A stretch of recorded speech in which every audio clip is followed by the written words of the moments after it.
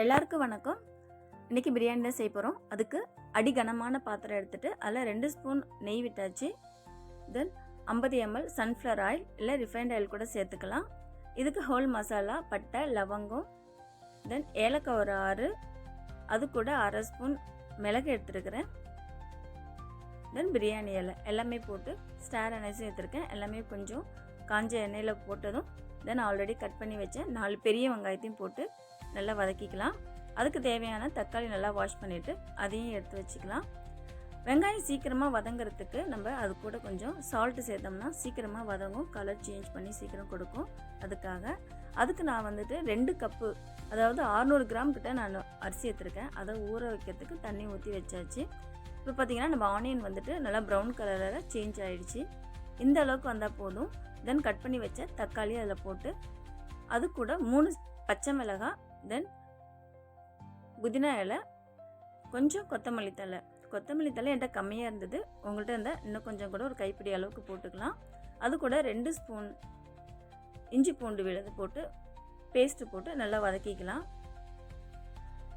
இந்த ஸ்டேஜில் 1/4 ஸ்பூன் மஞ்சள்தூள், வெறும் சில்லி பவுடர் ஒரு 1.5 ஸ்பூன் எடுத்துருக்கேன். காரத்துக்கு ஏற்ற மாதிரி போட்டுக்கோங்க. கொஞ்சம் கலருக்காக காஷ்மீர் சில்லி, கரம் மசாலா, தென் தனியா பவுடர் எல்லாமே போட்டு நல்லா அந்த தக்காளி வதங்கும் போது இதுவும் சேர்ந்து வதங்குற அளவுக்கு வதக்கிடலாம். தென் ஒரு 100 ml தயிர் எடுத்தேன், அதையும் போட்டு நல்லா கலக்கிடுறேன்.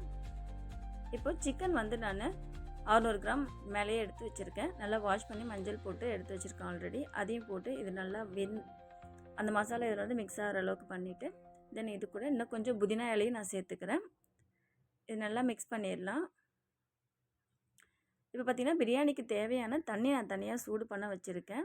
நான் 1க்கு 1.5 அளவுக்கு தண்ணி எடுத்துக்கிறேன். இப்போ 2 கப்பு அரிசி எடுத்துருக்கேன்னா நான் வந்து 3 கப்பு வந்து தண்ணி எடுத்துருக்கேன். பிரியாணி கூட முட்டை இல்லைன்னா எப்படி, முட்டையும் நான் ஒரு பக்கம் வேக வச்சுக்கிறேன். இப்போ பார்த்திங்கன்னா சிக்கன் ஓரளவுக்கு நல்லா வாசனை வர ஆரம்பிச்சிருச்சு, வெந்துருச்சு. இந்த ஸ்டேஜில் எடுத்துகிட்டு நம்ம ரைஸ் வந்து ஆட் பண்ணணும். ஸோ இந்த ஸ்டேஜில் உப்பு, காரம் எல்லாமே உங்களுக்கு போதுமானு பார்த்துக்கோங்க. இல்லைன்னா தேவைப்பட்டுச்சுன்னா நம்ம அதில் சேர்த்துக்கலாம். நான் இப்போ இந்த மசாலாவுக்கு தேவையான உப்பு சேர்த்துக்கிறேன். இது கூடவே 1/2 எலுமிச்சைப்பழ சாறு வந்துட்டு புளிஞ்சு விட்டுக்கிறேன். அந்த எலுமிச்சைப்பழ சாறு புளிஞ்சு விட்ட பிறகு அந்த தண்ணியில் அந்த தோல் போட்டுடலாம். தென் நான் வாஷ் பண்ணி வச்ச அரிசி எடுத்து சிக்கன் கூட ஆட் பண்ணி நல்லா இது மிக்ஸ் பண்ணி இந்த மசாலா இதோட கேதர் ஆகிற மாதிரி ஓரளவுக்கு ஒரு 2 நிமிஷம் அப்படியே வச்சுருந்திங்கன்னா நல்லா அப்சர்வ் பண்ணிக்கும் ரைஸு. அதுக்கப்புறம் நம்ம ஆல்ரெடி இந்த பக்கம் சூடுக்கு வச்சுருந்த தண்ணியும் எடுத்து இது கூட ஆட் பண்ணிடலாம். நம்ம சுட வச்சு தண்ணி ஊற்றினோம்னா சீக்கிரமாக ரைஸும் வேகும், சேம் டைம் உடையாமல் கொஞ்சம் வரும். அதனால் சுட வச்சு ஊற்றுறதே பெஸ்ட்டு. இது கூட லாஸ்ட்டாக பிரியாணி மசாலா, இது ஆப்ஷனல் தான். ஏதாவது பிரியாணி மசாலா இருந்துச்சுன்னா கொஞ்சமாக ஆட் பண்ணி மிக்ஸ் பண்ணிக்கலாம். மோஸ்ட்லி நமக்கு ஒரு 50% குக் ஆகி வந்துருச்சு. நம்ம ஹாட் வாட்டர் தானே ஊற்றணும், ஸோ சீக்கிரமாகவே குக் ஆகுது.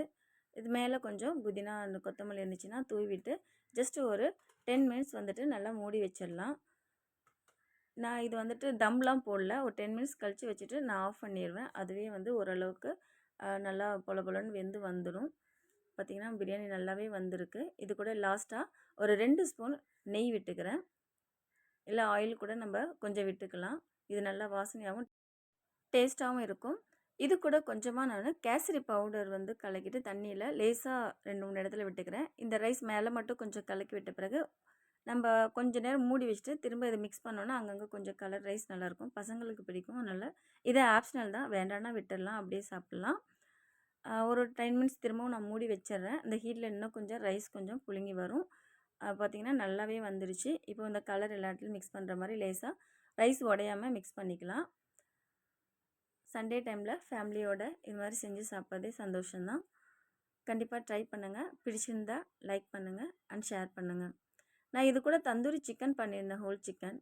ஜஸ்ட் நான் அதையும் வச்சுக்கிறேன். தென் நம்ம வேக போட்ட எக்கு, அது கூட ஆனியன் ரைத்தா கண்டிப்பாக நமக்கு வேணும். ஆனியன் அண்ட் குக்கும்பர் மிக்ஸ் பண்ண ரைத்தா வச்சுருக்கேன். பிடிச்சிருந்தா லைக் பண்ணுங்கள், ஷேர் பண்ணுங்கள், சப்ஸ்கிரைப் பண்ணுங்கள். தேங்க்யூ.